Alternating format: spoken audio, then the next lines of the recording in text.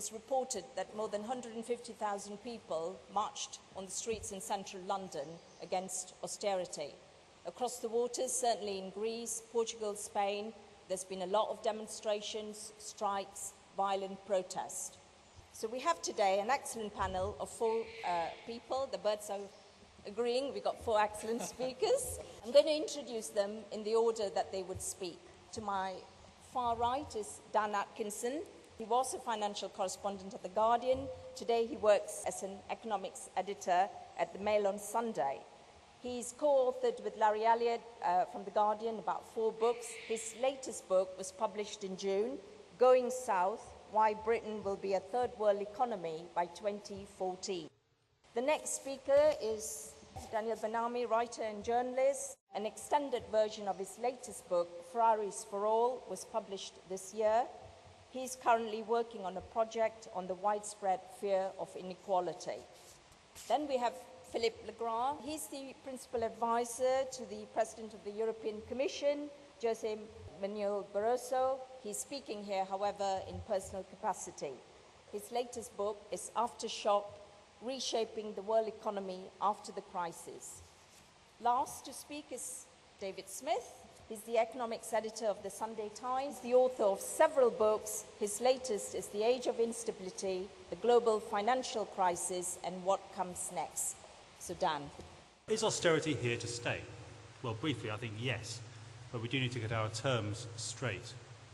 It seems to me that in 2012, austerity has come to have 2 quite distinctive meanings. In one, it's simply shorthand for the coalition's economic policy, with special reference to its deficit reduction strategy. And the other is much broader and encompasses the general outlook for the average British household for the rest of this decade and perhaps beyond it. In both senses, I think my best and most objective and forensic guess, if that's not a contradiction in terms, is that both aspects of austerity are going to be with us for quite a while. Indeed, so permanent a fixture do I expect austerity to prove that we may eventually stop talking about austerity altogether, in the same way as in happier times in the post-war period we stopped talking about the affluent society. It seemed a bit of an old hat expression. There was just the way things were. Rising expectations then, and stagnant or declining expectations today. Why? Why this likely endurance of austerity? Well, put briefly, because the bills from the boom and the early stages of the bust are likely to hang around our necks for quite some time.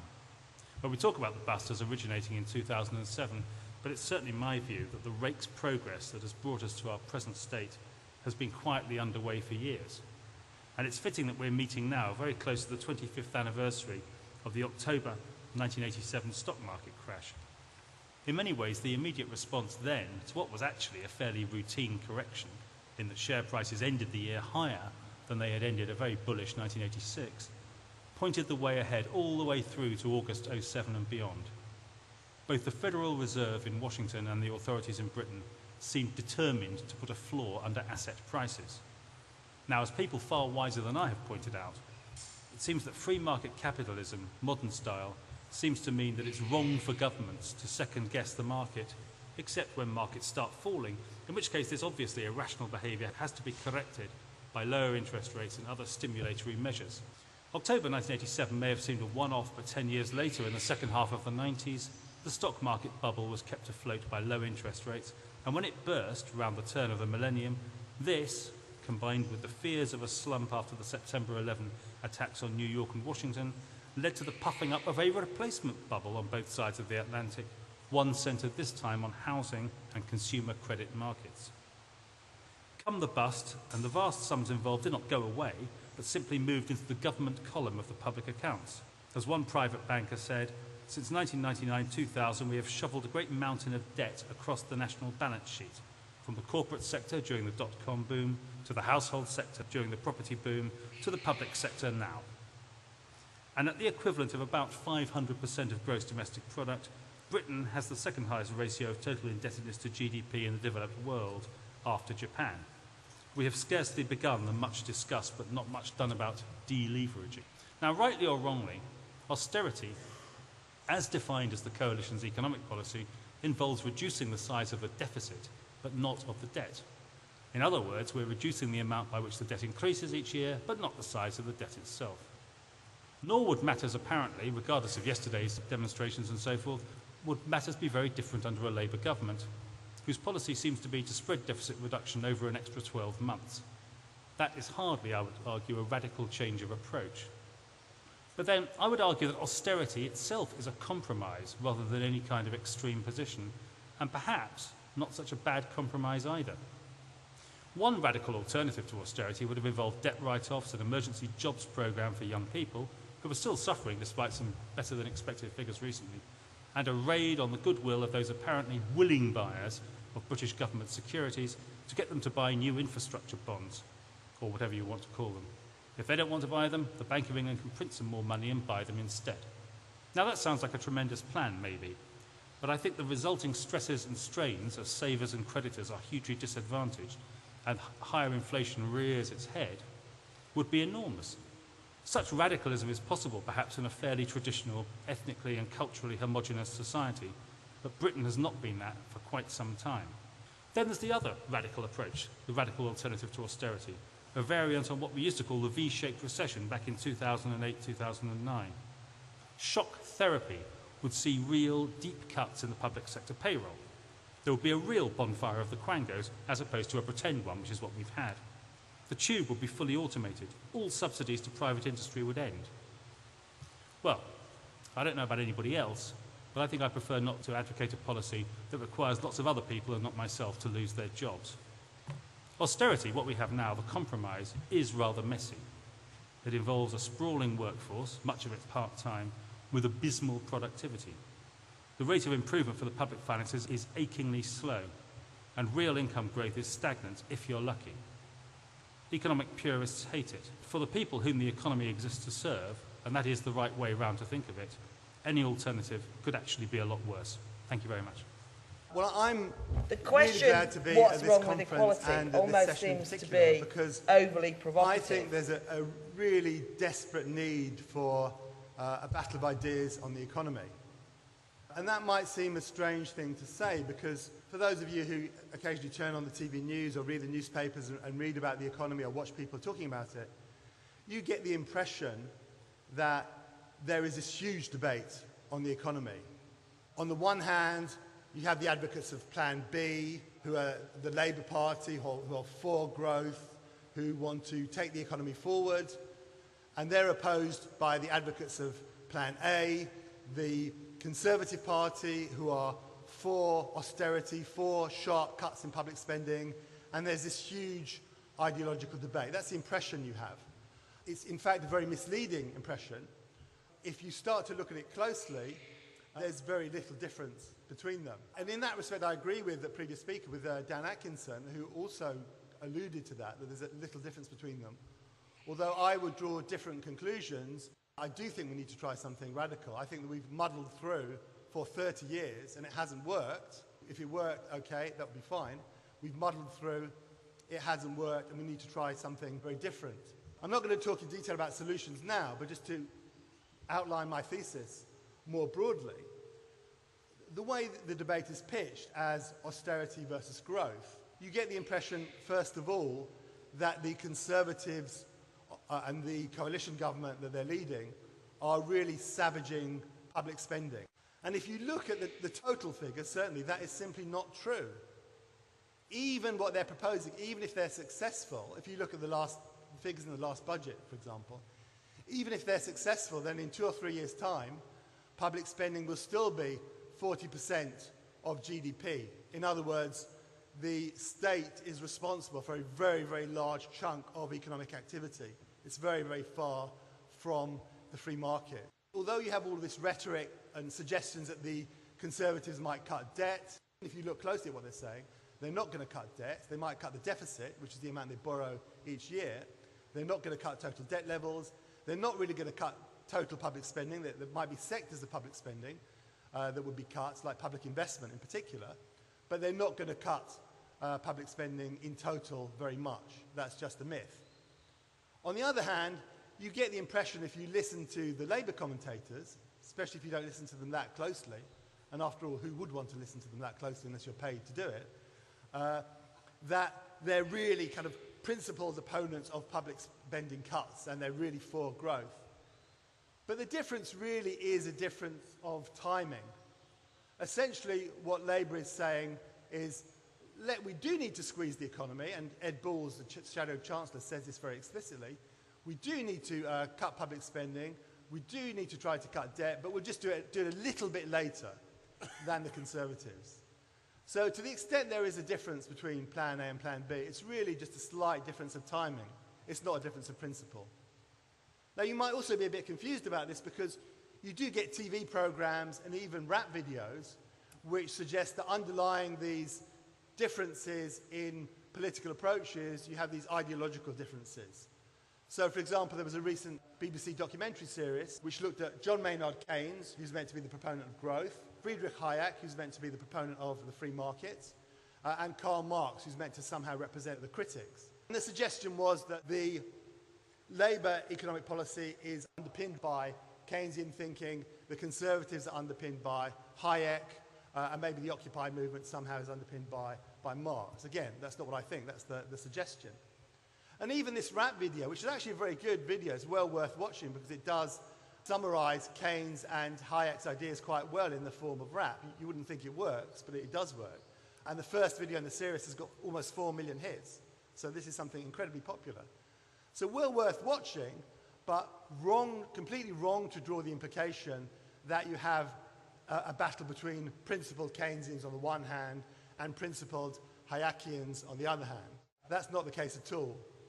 What you really have on both sides is a kind of pragmatic muddle through where they just don't have any ideas of how to solve the fundamental chronic economic problems facing the economy.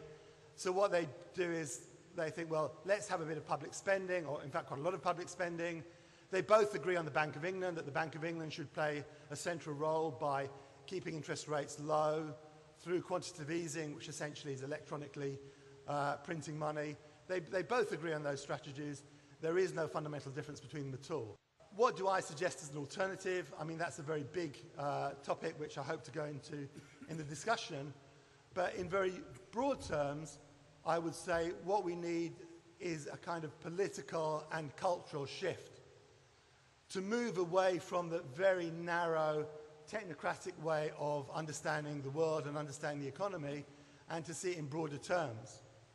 So maybe just to give one example of what I'm talking about, I think Labour's move in 1997 when it was elected to make the Bank of England independent was a complete disaster.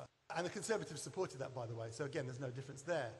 Because it just institutionalised the idea that economics is not something political, it's not a subject for democratic debate. It took a whole important area of economic policy, of monetary policy, interest rates and so on, out of the political realm and into the hands of the grey-suited technocrats at the Bank of England.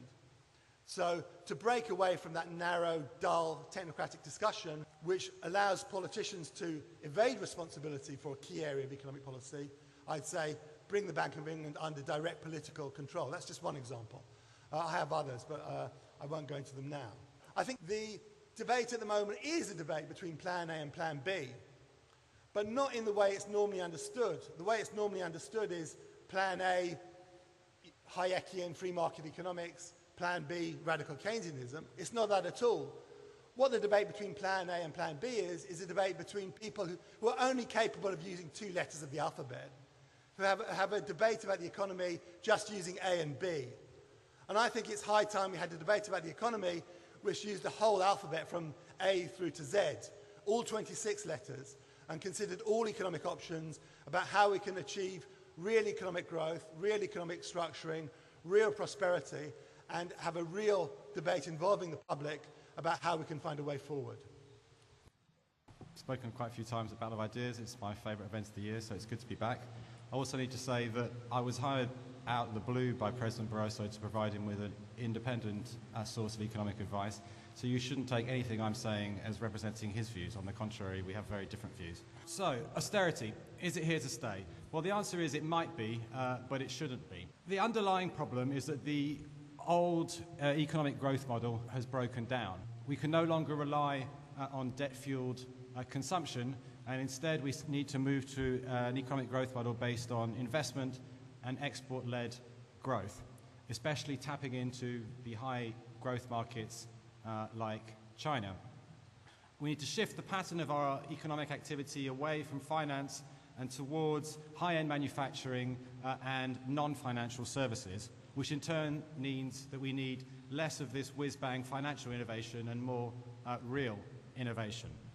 We need to make this big shift in the way that we generate economic growth against the backdrop of a huge overhang of household debt and a broken banking system which is failing to extend credit to those who do want to borrow, in particular failing to allocate capital to the new growth sectors which can take us out of recession. And last but not least, weak export demand in the Eurozone and elsewhere. Now, the government's economic strategy, insofar as it does have one, consists of three strands. First of all, fiscal austerity, which is actually set to increase over the next 2 years. So far, actually, there hasn't been that much. It's going to be much more over the next 2 years. Second of all, QE, which basically means printing money. And thirdly, devaluation. And the problem is that none of those three strands work. First of all, we've seen devaluation doesn't work because British exports, the volume of British exports, despite a huge devaluation, are no higher than they were in 2008, 4 years ago. Second of all, QE doesn't work because if you think what we're going through now is a slump where both households and banks are trying to hoard money, and therefore printing more money is largely ineffective as a means of stimulating the economy. And thirdly, fiscal austerity is largely self-defeating because the real problem at the moment is private sector debt and that households and companies are both cutting spending, trying to save more. So the real task of the government actually is to accommodate this desire to save more. And in order to accommodate that desire to save more, the government needs to borrow more. So, what does that mean? Does that mean that I think, since I said that I disagree with the government's economic strategy, do I think that Ed Balls' economic strategy makes sense? And the answer is no. As Daniel pointed out, there really isn't much difference between Ed Balls' economic policy and that of George Osborne. And insofar as there is, it's inane. For example, the idea that a temporary cut in VAT will stimulate the economy is nonsense. It will just try and prolong the old model, which has broken down. Instead, we need to stimulate a demand in a way that pushes the economy in the right direction towards faster long-term growth. So what does that mean? And I'm going to be much more practical, I think, about the policy prescriptions. First, we need increased investment in housing, both private and social. Second of all, we need much greater investment across the economy. At the European level, one of the few things that I have achieved with a very different perspective is to push for an increase in capital of the European Investment Bank, which provides public sector finance to small businesses and to long-term infrastructure investment. This EIB is a European Union bank. It can invest here in Britain. We need to create our own EIB here within Britain to do similar kind of things. We need to try and stimulate private sector investment through temporary 100% capital allowances, i.e. tax credits you can write off your investment against tax in the first year, encourage the private sector to bring forward investment. Thirdly, we need tax reform. It's absolutely crazy that the burden of our taxation is increasingly on labour, which means that we are crushing jobs and depressing living standards. Instead, we need to shift the burden of taxation off labour and onto land, which is a fixed resource which cannot be spirited off to a tax haven. What will that do? It will improve people's living standards because there'll be lower taxation on labour. It will boost employment. It will promote development because if you have derelict land which is not being used and it's being taxed, you have an incentive to develop it. And it will help pay for infrastructure because if you build something like Crossrail, all the housing near Crossrail increases in value. At the moment, that creation of value, which has come through public investment, is captured by the private landowners. Instead, it ought to be socialised. Fourth, we need to have long-term fiscal reforms to tackle the impacts of an ageing society. Now, some people will say, listen, it's completely crazy. We simply cannot borrow to invest. We're already borrowing far too much, and there's no way that we can borrow more. But that's absolute nonsense. At the moment, the UK government can borrow at record low interest rates. In fact, it can borrow for 10 years at almost nothing after inflation. At the same time, there is a pressing need for investment, not just because we have a shortfall of demand now, but because we have long-term investment needs. And people who say, oh, well, there's no way government could find productive investments in a country like Britain, which has 19th century infrastructure, I think is deeply pessimistic and wrong. And if you're not convinced by that and you think, well, no, if we started borrowing more, we'd have a financial crisis and yields would soar, well, actually, why don't we pay for this investment through QE? At the moment, we are printing money. We could just print money in order to allow the government to invest. So that's the first element. The second, and I think the first Dan mentioned it, we need private sector debt write-offs. At the moment, many, many people in Britain have debts which are far too high, and they can just about pay them because interest rates are low. But basically, they're going to find it very, very difficult to ever pay back those debts. And rather than hobble them with debt forever and suppress spending in the economy while they desperately try to get out of debt, I think we need to recognise facts and write that off. Last but not least, we need policies to boost innovation. And if you look at somewhere like Silicon Valley, every European policymaker says we want to create Silicon Valley here in Europe. And the fact is, none of them actually have emulated what needs to be done. First, we need venture capital. We need people who are willing to invest in new business ideas. Secondly, we need a risk-taking culture. We need to champion enterprise and taking risks. Thirdly, we need a bankruptcy law that supports that, so that if you invest in a new business and it goes bust, you have a chance to start again. We need to build closer links between businesses and universities, like they have between Stanford University and businesses in Silicon Valley. And last but not least, instead of shutting the doors to foreigners, to immigration, we need to be opening our doors to immigration, because the diversity which immigration brings, the interaction between the people who are already here and the people from outside, helps generate new ideas and dynamism. And you can see that very clearly in the United States, where 40% of the 500 biggest companies were started by immigrants and their children, where Google, Yahoo, eBay, PayPal all started by people who arrived in the United States as children. So that is my plan for growth as an alternative to austerity. Thanks very much indeed, and good morning. It's a pleasure to be here. And there's quite a lot that's been said that I agree with, quite a lot I disagree with, but maybe the disagreements should come out in the discussion. I mean, one of the things I suppose it's worth thinking about is why we're in this position of austerity at the moment. One of the reasons, of course, is the global financial crisis and the damage that did to the economy. Not many people expected the crisis, and certainly not many people expected it to be as bad as it was. But the consequence of the crisis is that it has made the economy a lot smaller than it was, and a lot smaller than we expected it to be. So in rough terms, if you look at where the Treasury expected the economy to be over the next few years, we have lost about an eighth of our economy. We've lost about 13% of the economy, and quite a lot of that loss appears to be permanent. So what does that do? It gives you a smaller tax base. It means that the public spending and the rate of increase of public spending that you were doing before the crisis is perhaps no longer affordable. Hence, deficit reduction, which is all party, as has been said. I mean, if I could speak up briefly for Ed Balls, nobody else probably would do. I suspect there are three alternatives. One is the coalition policy, Plan A. The other is the Ed Miliband policy, which is Plan A star, I suppose you'd call it. And then there was the original Ed Balls policy, which I think was not much deficit reduction at all. But I think he's now accepted that he has to go along with the Ed Miliband policy, so the criticisms that are made are valid. But the other reason we have planned austerity in public spending is, of course, that we had a lot of growth in public spending before the crisis. The 10 years before the crisis, they were the fat years, you know, the biblical fat years. We had public spending growing in real terms by 4% a year for a decade.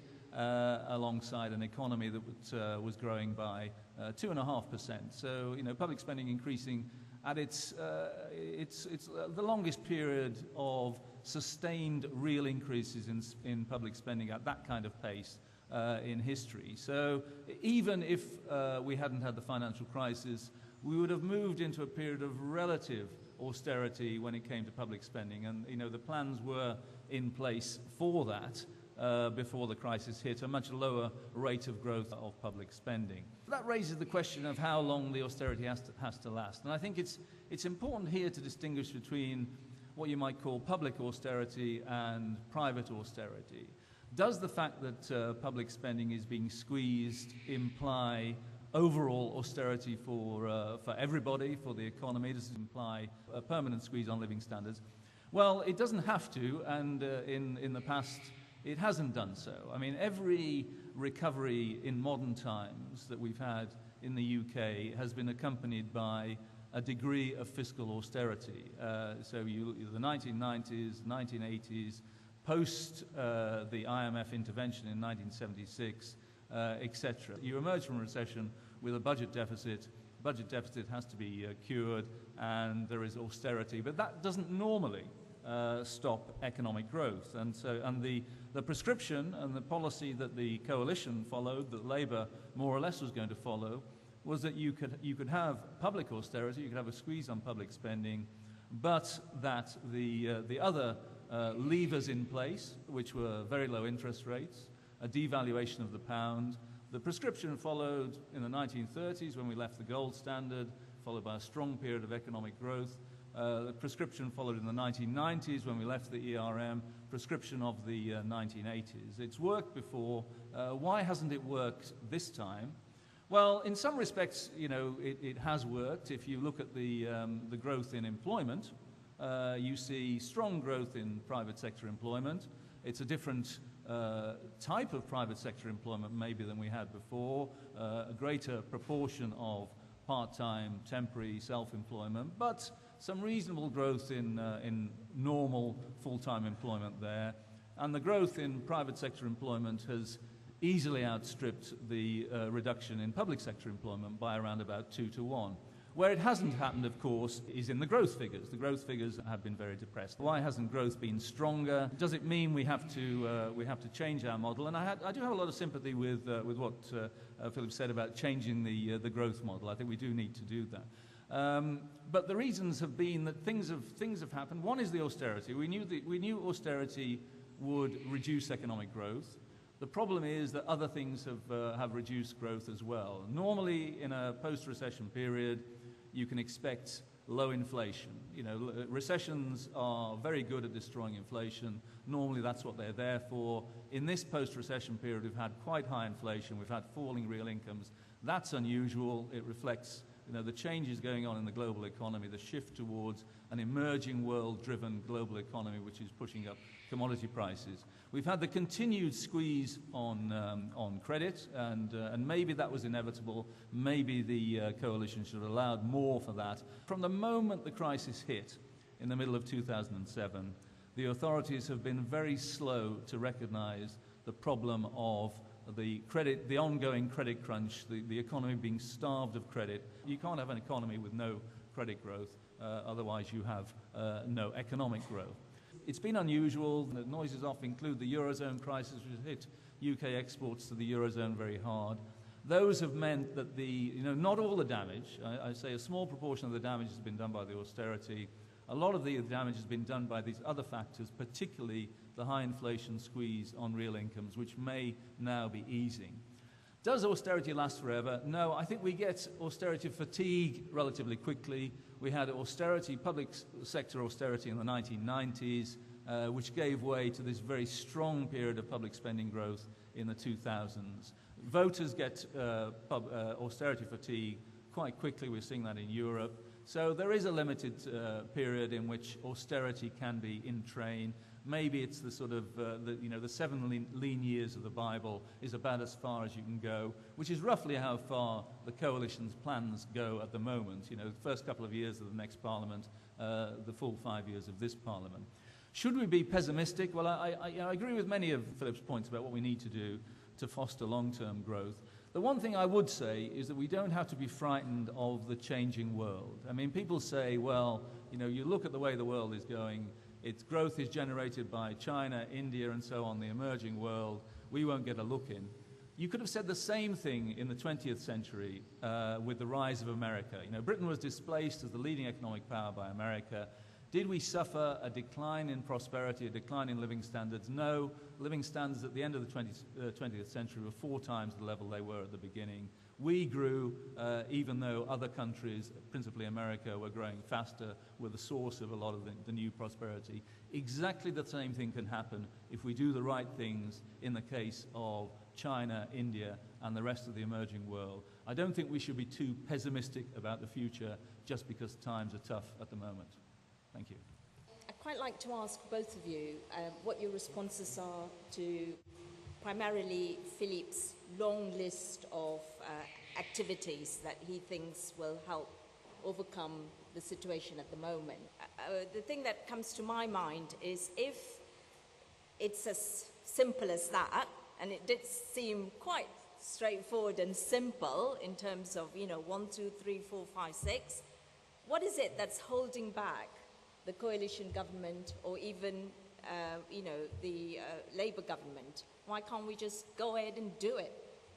I'm very much in favour of rebalancing the economy away from consumption and so forth. I think that's absolutely right. And capital allowances, I'm no expert on business taxes, that sounds fine to me. The problem arises with two aspects. One is the debt write-off. Private sector debt write-off means a loss to creditors. And as I said in my remarks, in relation to a private sector debt write-off, I don't believe we are the kind of familial, traditional, homogenous society where you could get away with that. This is not cancelling 1917 war loan.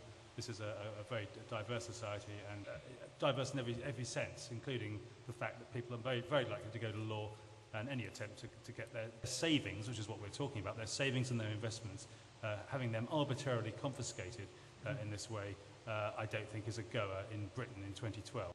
In terms of borrowing for investment, if it is that simple, why don't we just monetise the infrastructure spending through the Bank of England? I'm not sure what would happen then. We'd certainly be in breach of the Maastricht Treaty, which doesn't bother me in the least. It might bother Philip rather more if he's working with the President of the European Commission. We would be immediately in breach of our commitments under that international obligation. And we would also be pretty much in breach of what has become a standard international norm of behaviour, that you don't, unless you're Zimbabwe, you don't print lots of money and then spend it on yourself. So I think those are two big problems. As for the rest, as I say, I was sort of broadly sympathetic to that. I certainly agree with immigration. There should be an end to all immigration controls as a matter of political principle, not just economics. And I agree the government should play more of a role in promoting innovation. So there are some agreements, but I think there are two fundamental disagreements. The fundamental problem of the economy is on the production side, or the supply side, as some people call it, rather than the demand side.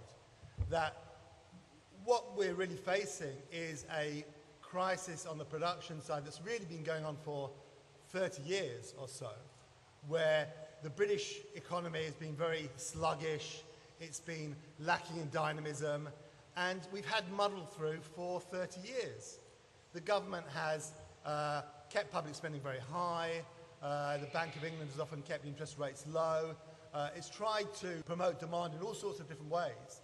So in a way, this is a continuation of a problem that didn't start in 2008 when the financial crisis, or the most recent financial crisis, hit. It's a crisis that stretches back for 3 decades.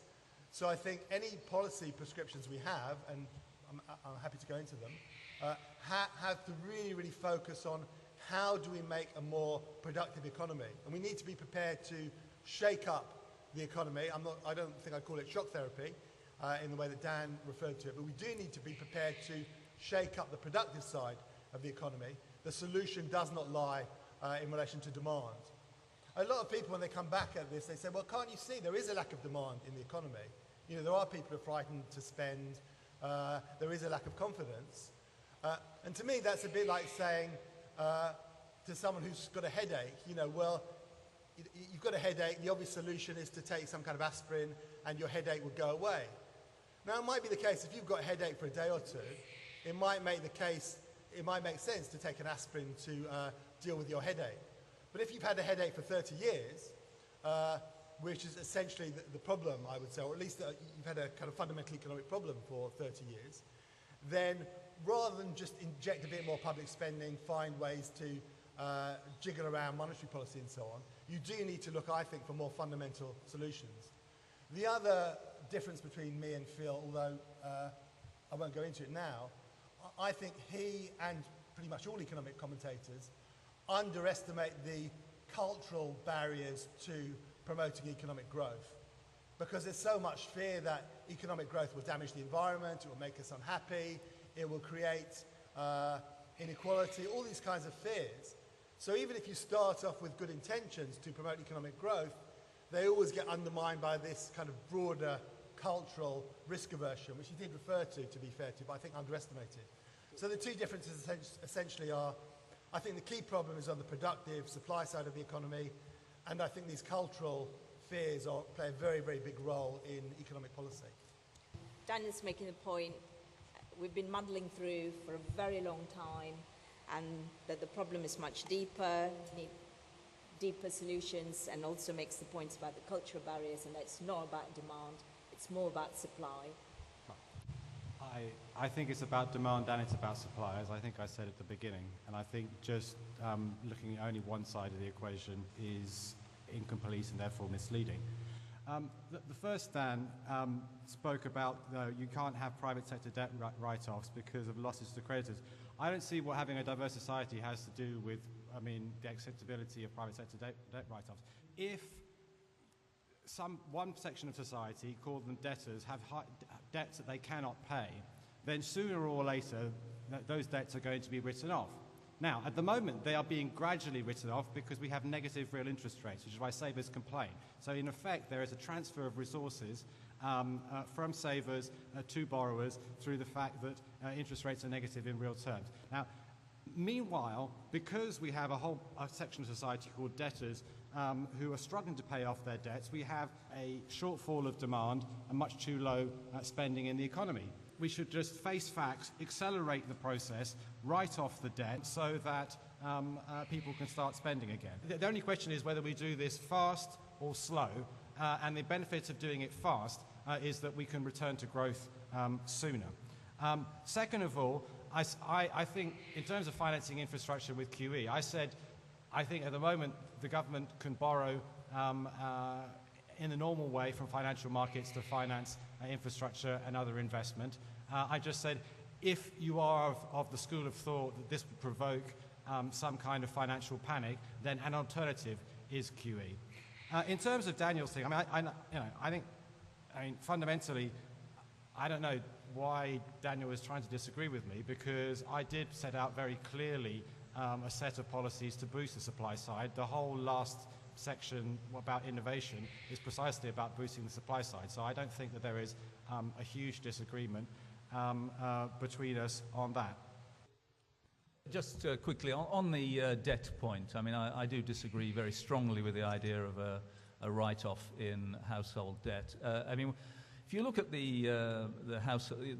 is household debt a problem in Britain? I don't think it's anywhere near as big of a problem as it's often painted. If you look at households overall, and they both have debt, which is liabilities, and they have assets, which is the value of property, and their financial assets, pensions, savings, and so on. And the assets that households have are 6 to 7 times the liabilities, the debt. So if you look at the household sector overall, this is a part of the economy which has many more assets than it has liabilities, many more savings, many more assets in the form of their house, and so on. If you look at the composition of household debt, 82% of household debt is in the form of mortgages. We are a relatively high owner-occupation country. We have nearly 70% owner-occupation. Most of the difference between Britain and other countries is because of differences in levels of owner-occupation, plus the fact that house prices historically have always been relatively high in the UK. I think a write-off would be a big mistake. The problem, I think, in terms of private sector debt is financial sector debt. 2/3 of the rise in private sector debt from the early 1990s was in the financial sector. The banks lent to themselves, they established these off-balance sheet vehicles and so on. That is where the huge debt build-up, if you take Dan's figures from earlier on, you know, the lion's share of that debt is financial sector debt.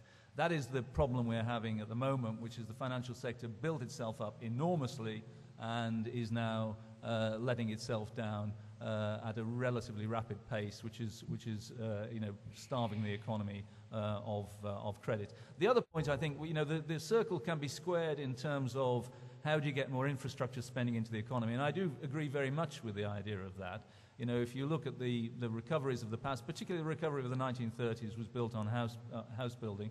Sorry, no pun intended. But the one way to square it, and I think the Bank of England has been incredibly conservative on this, would have been for the bank, instead of buying gilts, government bonds, which it has done almost exclusively under the QE program, would have been to buy infrastructure bonds. It would still have assets, so it's not just creating money out of thin air. It would still have assets to set against the money it's created, and those assets would have been put to productive use. I think the bank has been just incredibly conservative on that.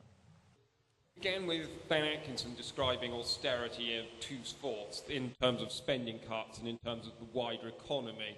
And I think in both of these we need to remember that that's austerity for people under the age of 50. That in the public spending, a scenario where expenditure is cut on everything except pensions is not austerity for pensioners. And in the wider economy, a society with falling wages and rising house prices is not a society in which there is austerity for people who are retired or close to retired and own their own home. And of course, this is why Dan Atkinson is defending the savers, the creditors, because they are the pensioners, they're the backbone of society. That's all very fine and dandy, but as long as there is no austerity for anyone over the age of 50, there will be austerity for those under the age of 50 more and more and more, because there's more old people, they're getting more expensive, and they're getting more politically powerful. So no plan A, no plan B, plan C, kill granny, take her house, move into it with your wife and kids, and spend her pension cheque on building High-Speed 2 and Crossrail. I'd like to ask Philip if the figure that 2/3 of the debt is by the financial institutions, he'd write off their debts to themselves, because that seems to be the logical implication. If that number was correct, that 2/3 of the debt is there, that's what you're going to have to do. And how is that going to impact on lending for infrastructure projects? The comment I'd like to make is very much taken up by Dan and David, and that is Philip's comment about debtors. And I suspect he's a chap who's never lent anything to anyone. And he's also never saved anything, because I suspect if he had lent something, and his mate came along and said, "Look, chum, I'm finding it awfully difficult. I know you've given me £1,000. Do you mind if I forget it?" I very much doubt whether he would actually say yes. And the problem is, these are all two sides of the same coin. The creditors are the people who've lent the money, and all you're doing is encouraging improvidence. If you suddenly have a blanket statement to say, "I know you've lived beyond your means for the last 10 years, but that's okay. Well, write it off and you can start all over again with the same problem." Now, I know we all loathe Mrs. Thatcher, but actually the 70s were absolutely disastrous in terms of public debt. And Dennis Healey went off to the IMF.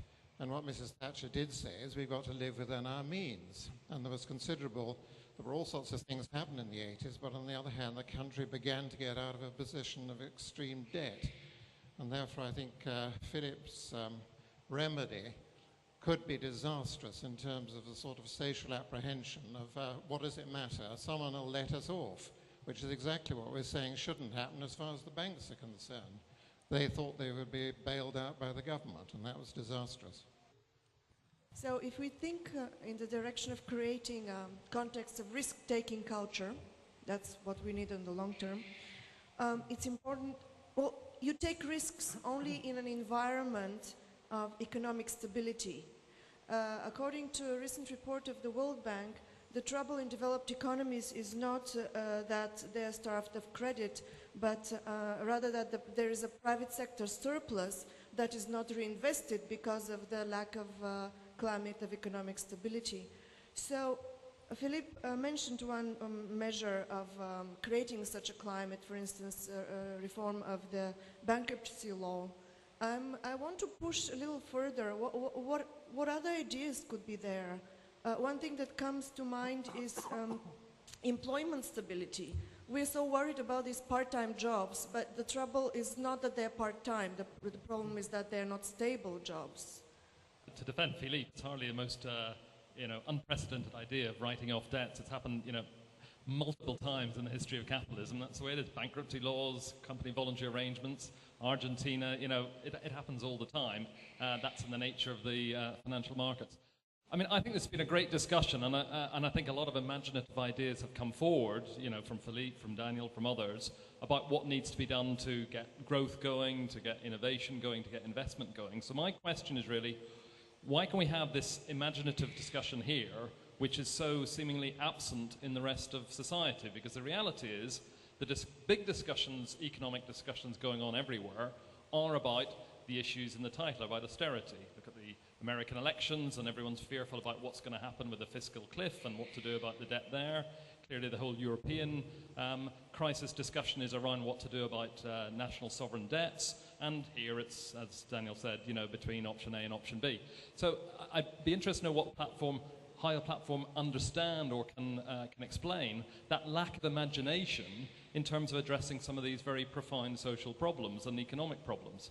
Daniel referred to Keynes and Hayek, and it's a big contrast. If you look at the 1930s and that economic crisis and the sort of debates intellectually that threw up between Keynes and Hayek and Fisher and Schumpeter and so on, compare that to today, and all it seems to be is just a rehash of old ideas. There are no new ideas. I mean, the big book, just to conclude, which everyone refers to for this crisis, is a book called This Time is Different, a book by Carmen Reinhart and Kenneth Rogoff, which is its subtitle is 8 Centuries, I think, of Financial Folly. But that's the book that everybody refers to as the book of this crisis. And very strikingly, it's a book which basically says, don't expect the economy to recover very well.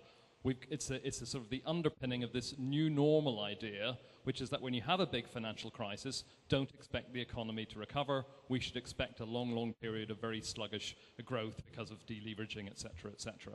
And so the question that I'd say come back to is, this crisis, I think, is more profound than some people are saying. It hasn't thrown up the same sort of debates as the 1930s. Why isn't there this imaginative discussion about what to do wider in society? What are these political, social, cultural factors do you think are holding that back? Yes, well, the first question was sort of about something I said. So I could just point out I wasn't defending necessarily savers and investors. I was simply pointing out what I believe to be the case. The debt write-off is not going to work in our society because people will immediately go to law. A lot of these creditors are foreign corporations. We're supposed to think this is during the good years, it was supposed to be an excellent thing that we were linked into a globalized economy and capital flows and all the rest of it. And I'm sure it is. And we were told it's an excellent thing that people have become much more individualistic, much less uniform, that we're no longer living in a dad's army type society where everyone knew their place. I'm sure that's marvellous too, but you can't have it both ways. If that's the sort of society we're in, then once you tell people that you are confiscating their assets, they're going to get very unhappy. I do accept that obviously we have a proper process of law, as does every advanced country, a process of insolvency law, in which individual cases are dealt with in a judicial process, but that's not what we're talking about here. So I just think it's a non-starter. That would be my point. And just finally, before I let everyone else have a talk, the speaker over here, I'm sure living within our means is an excellent thing. I think the idea that we got out of debt in the 80s may be true in terms of public finances, but the private sector, particularly households, promptly dived deep into debt themselves. So I think it was a slightly rosy view of the 80s. First of all, the juvenile question at the front, which was kind of semi-posed as a joke, and I wouldn't take seriously, except it is a very mainstream view in society.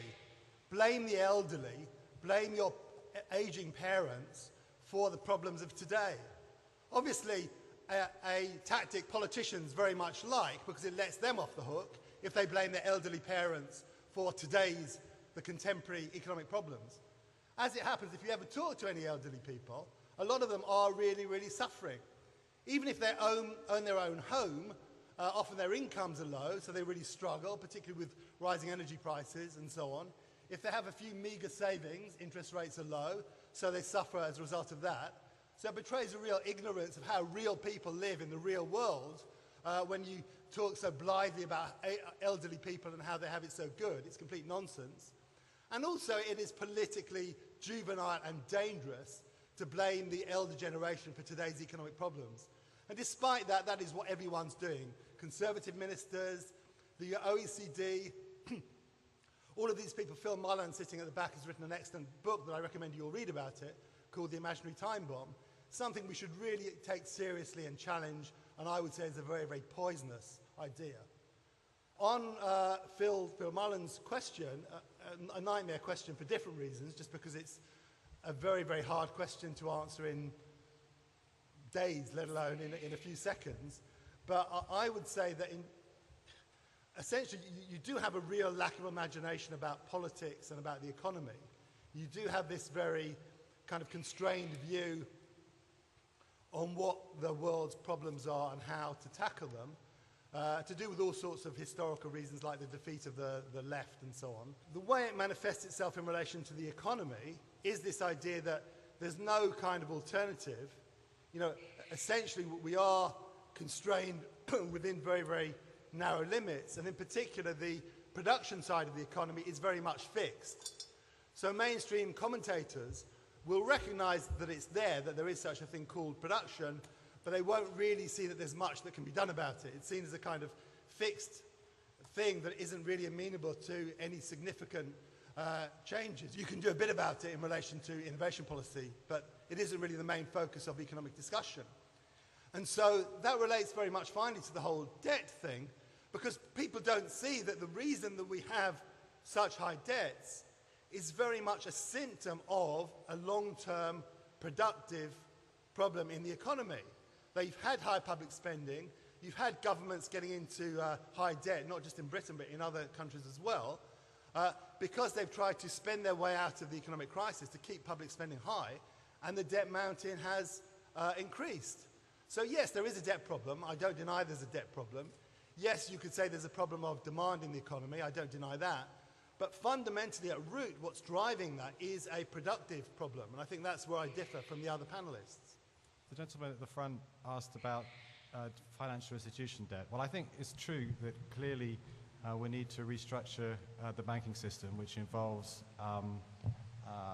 shifting some of the legacy assets off their balance sheets, changing the way they fund themselves, more from capital, less from debt, encouraging them to lend more to small and medium-sized businesses. I mean, banks always say you can't increase capital and increase lending at the same time, but that isn't true. One is how you fund yourself, whether it's capital or debt, and two is what you do with that. And you can choose to lend more to small businesses while cutting back on lending to other financial sector institutions. If you look at the economy as a whole, the financial sector basically nets out. And so the relevant factors are the level of household debt. And I am astonished that there is this kind of, well, quite a few people have expressed an objection to household debt write-offs. At the end of the day, debt contracts are not sacrosanct. When you lend, you know that you're taking a risk by lending, and that's why you earn a margin on that lending. We already have in personal bankruptcy law and corporate bankruptcy law, and all I'm saying is at a time when debts are very high, and basically the only reason people aren't going bankrupt is because interest rates are being kept incredibly low for the foreseeable future, that actually it might be better to recognize reality and write off, not debts generally, because it's not the overall level of debt that matters, it's the distribution of debt, because at the end of the day, one person's debt is another person's asset.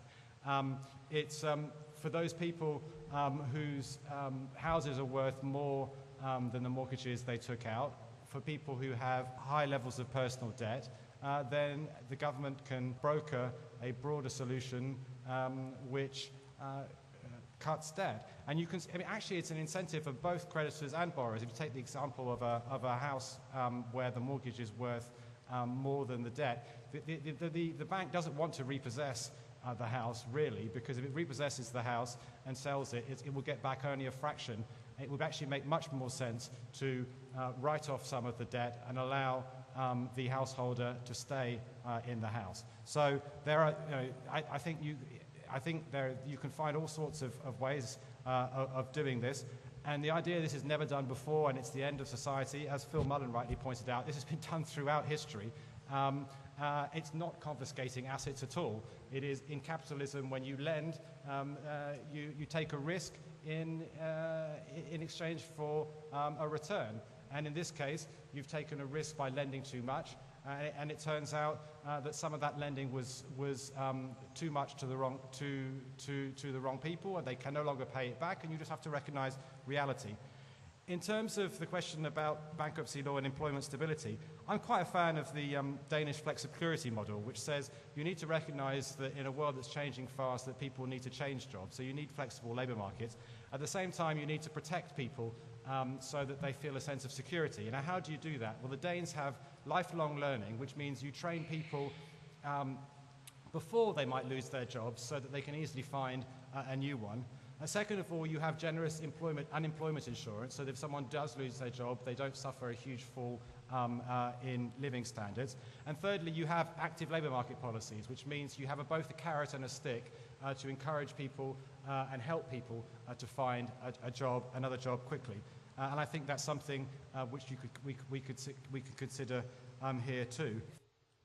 4 quick points. I mean, one of the themes around, of course, has been that there's been no demand in the economy. It's quite interesting if you look at the numbers that consumer spending has gone up by 9% over the past 2 years, which doesn't suggest a lack of demand. The problem is all that spending has gone in higher prices. So that's the inflation problem I was talking about earlier. So you've had zero real growth alongside 9% actual or nominal growth.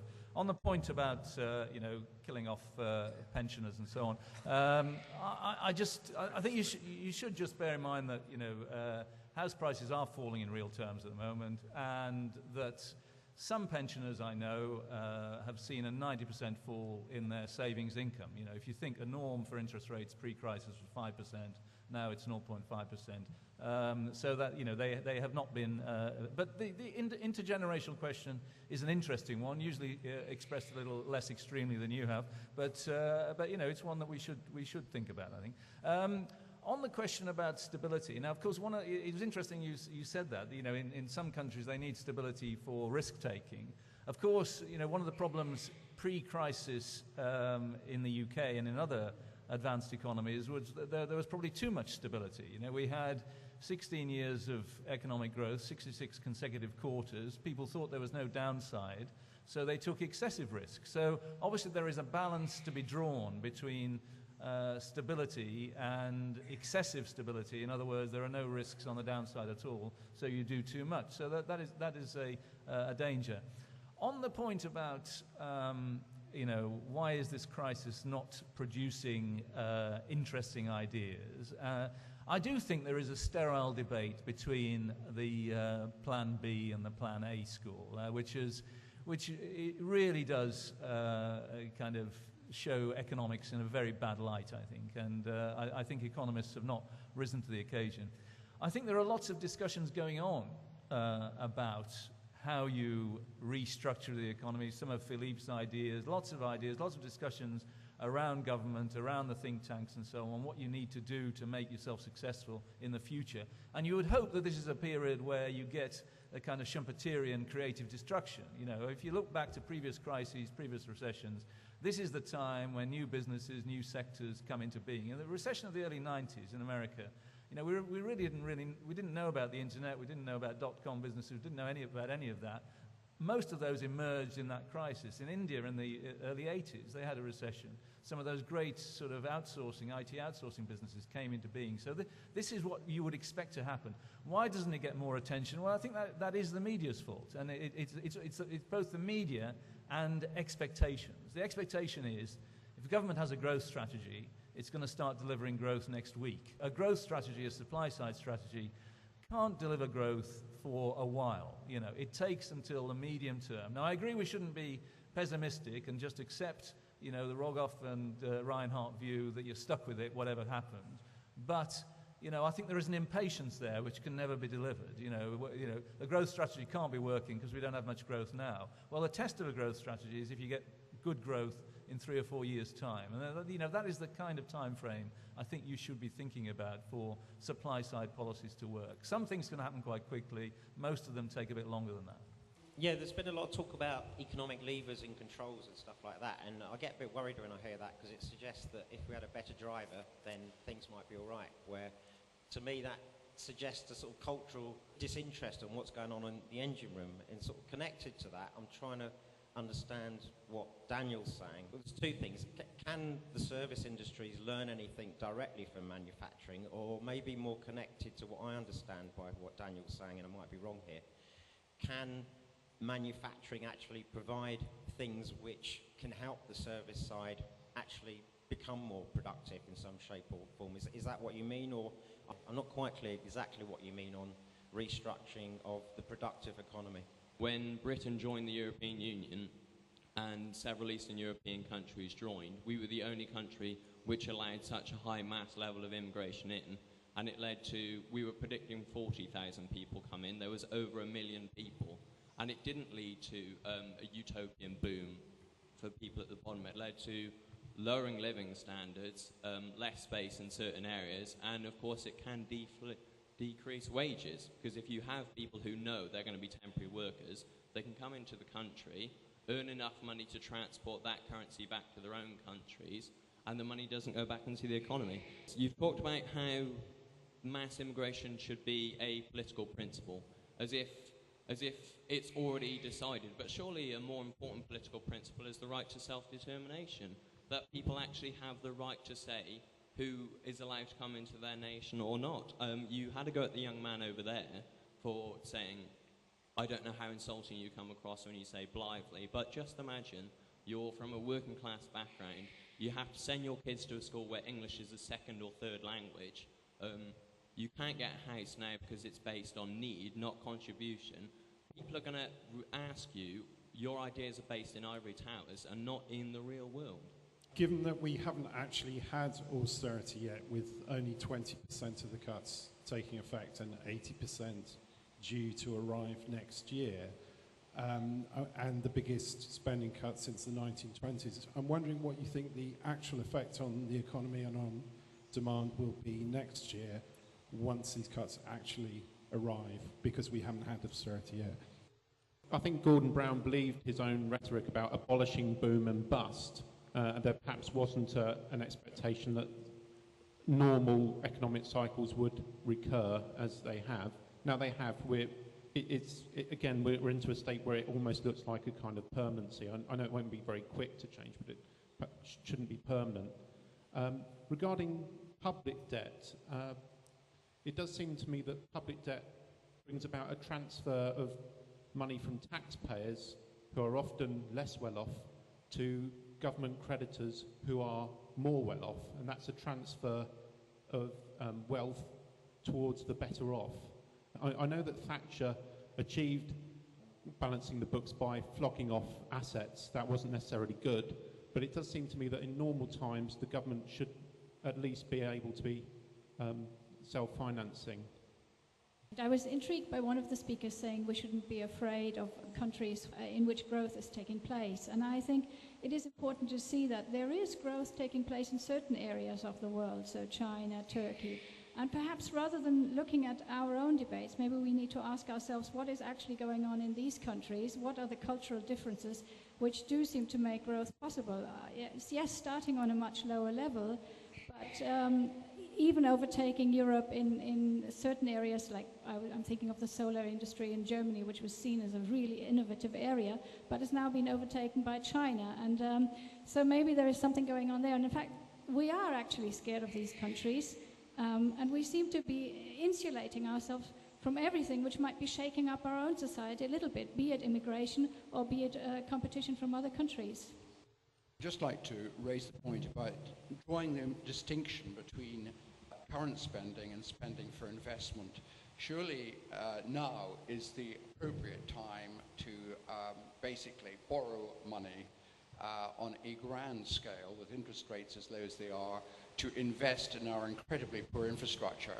As the Thatcher government, and the lady in particular, don't want to speak ill of her as she is ill, but as she wasted the entire proceeds of North Sea oil and North Sea gas and didn't follow Norway's wise policy of creating a sovereign wealth fund or investing in infrastructure, physical infrastructure, and our education in the 80s, we're way behind our continental neighbours, and really we've got a lot of leeway to make up. Now is the time to do it with interest rates at an all-time low. The structure of the economy has been a disaster.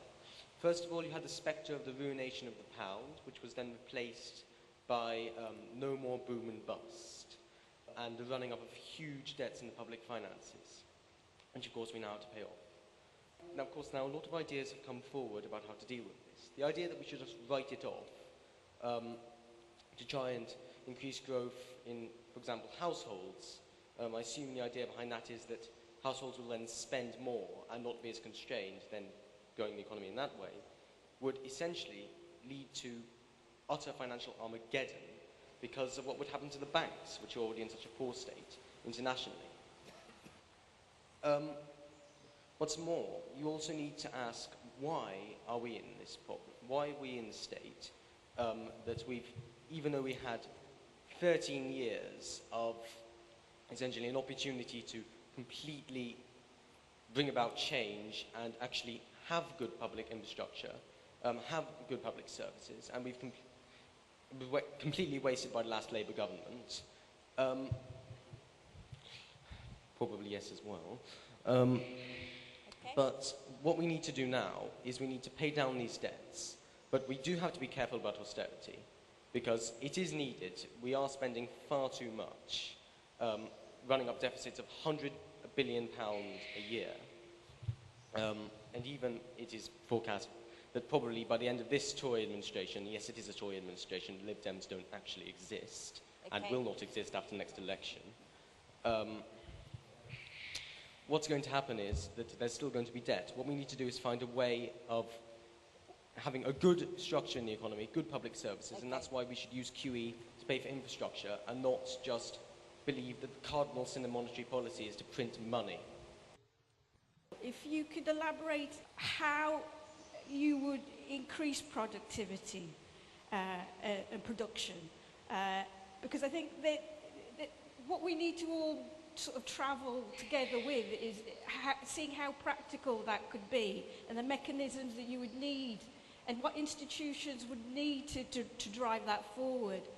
So it's just much more overt, because I don't think we get scared of talking about it, but it's also that some people, including me, are quite ignorant about what process we would have to engage in to make it possible.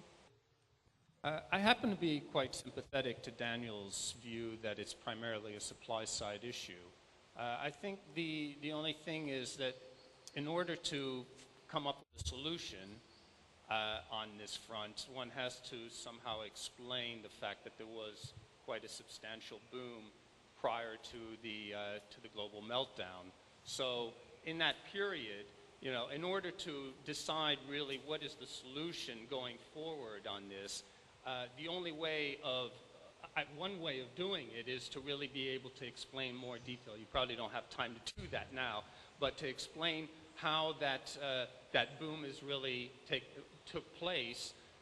Was it really a mirage or not? Because if it was just a question of spending your way out of the next crisis and then ultimately creating a bigger one in its place, you know, that is really, I think, the only way that you ultimately solve this issue of whether it's a supply side or a demand side or both a problem, because otherwise you just can follow the other argument, which is that, well, it's primarily demand side issue, and you know, that's the way forward in terms of resolving the present crisis. Well, just prior to summing up, I've got a couple of minutes just to answer a couple of those questions. I differ from two of my fellow panelists. I don't assume at all that mass immigration is necessarily a benefit. The Immigration Observatory at Oxford University, which is fairly respected in this matter, says that in the short term, immigration can lower the earnings of people, particularly the lower the skill level they have. In the longer term, the observatory says that it may raise, by raising productivity, it may raise living standards all round. But I mean, in the long run, we're all dead, so I'm not really sure that's much comfort. In terms of the political principle of, I agree with the questioner who suggested that self-determination is the real political principle. I think quite apart from the right to decide what government they're going to have, I think people have the right to decide what shape of unit they're governed in, which is the great debate in Scotland at the moment. And I think they're also entitled to decide on the composition of their fellow electors as regards people allowed in and out of the country. Boom and bust abolished, yeah, I remember that as well. There's a view that you shouldn't try to abolish boom and bust, that it's a healthy thing. I'm rather unfashionably not of that view. I thought both Mr. Clarke and his successor, Gordon Brown, were right to try to eliminate what we used to call the feel-good factor and also the feel-bad factor. The fact that it didn't work out once Mr. Brown came on the scene doesn't invalidate the view, in my opinion. Which takes me to really my summary of the situation is, as I said, I think austerity as we define it is a sort of a compromise. It's for where we are in this country. We are not sufficiently uniform, or we don't have a sufficiently closely knit society to pursue the kind of real activist Scandinavian model approach to this sort of thing, but nor are we a devil take the hindmost society, so we can't really go for what we used to call a V-shaped recession where lots of people lose their jobs. I think we're in for a very introspective period. We've got our soldiers coming home from unsuccessful wars abroad. I don't think it's going to be a time of great risk-taking. I think it's going to be a very somber period for some years ahead, not just economically, but in society as a whole.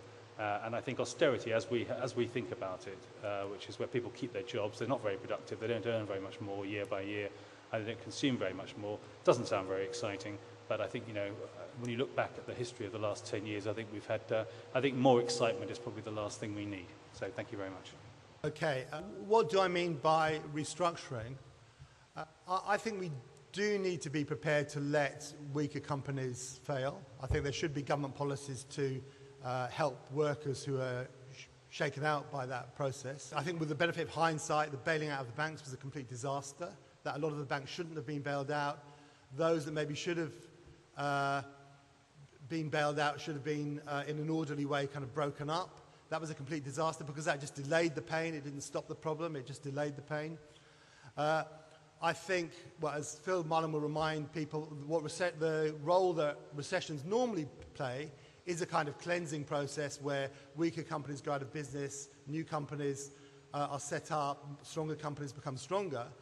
In fact, if anything, you have the opposite happening at the moment. I mean, for people here who are not that nerdy should probably close their ears for about 30 seconds, but there's a very interesting paper by Joe Grice, who's the chief economist at the Office for National Statistics, who looks at this paradox where you have 1 million more people employed since 2010 in the private sector, and at the same time as you have stagnant or falling output.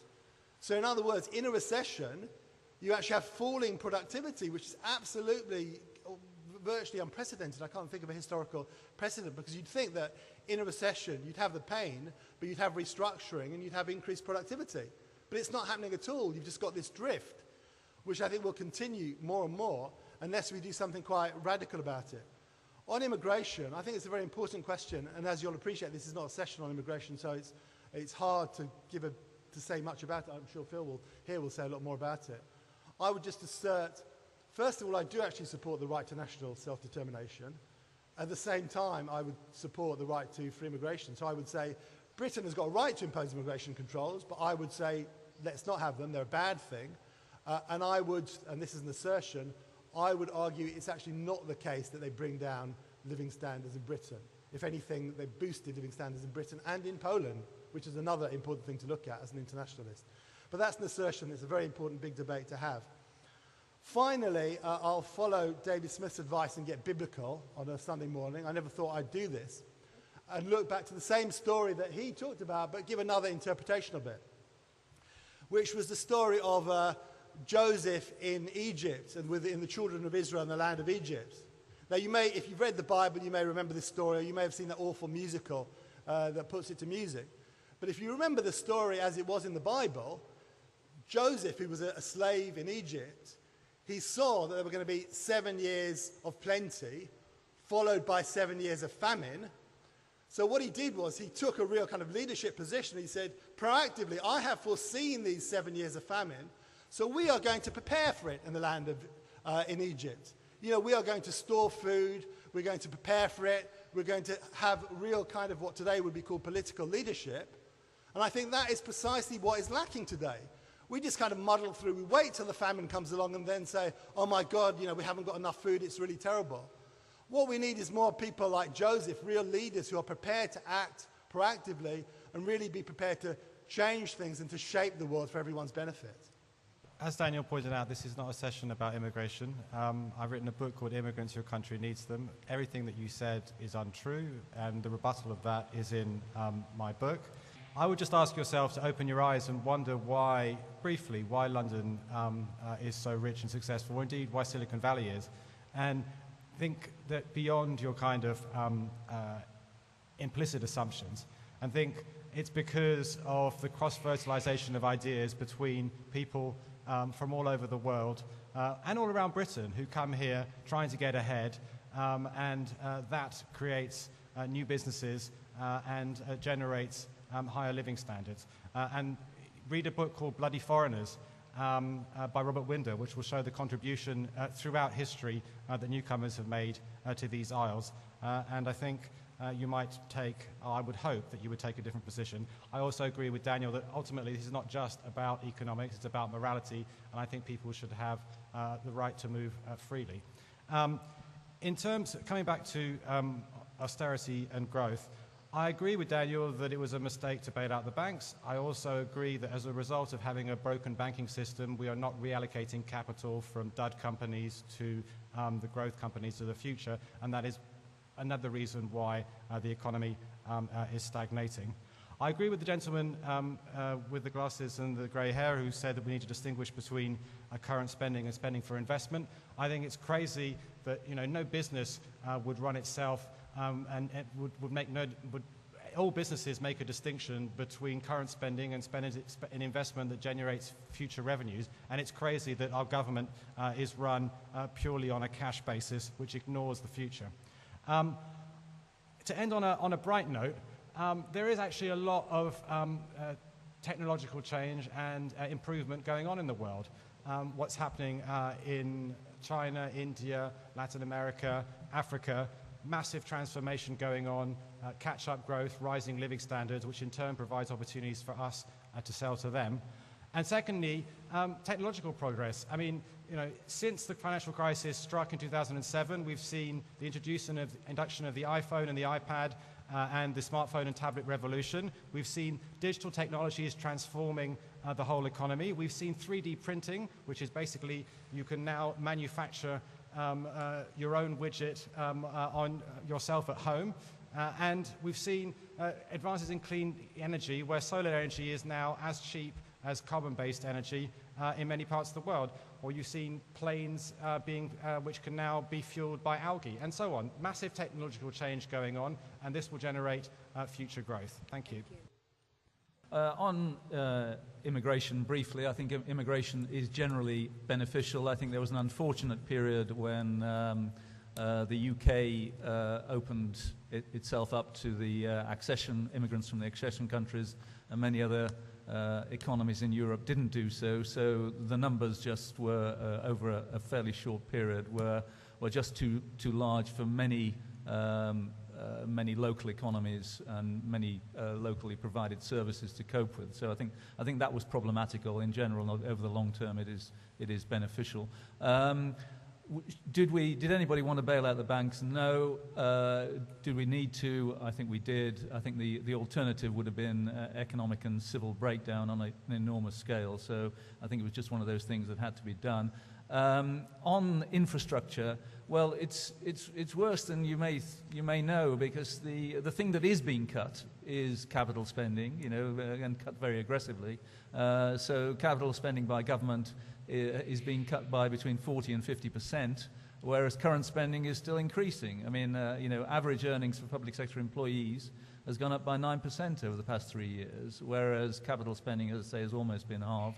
There was some improvement in infrastructure before the crisis. You see it in schools, hospitals, and so on. But I also remember Ed Balls saying when, the capital spending cuts we've got at the moment are essentially the ones that Labour put in place before leaving office. And I remember Ed Balls, I've mentioned him once already, so I'll mention him again, less favourably, saying, well, we've built the schools once, we've built the hospitals once, we can't build them again, and that, whereas, as you correctly say, there is a lot more infrastructure that we need, and I think there are imaginative ways of doing that which don't involve an increase in borrowing. On debt, I don't think we should get romantic about previous governments or previous periods.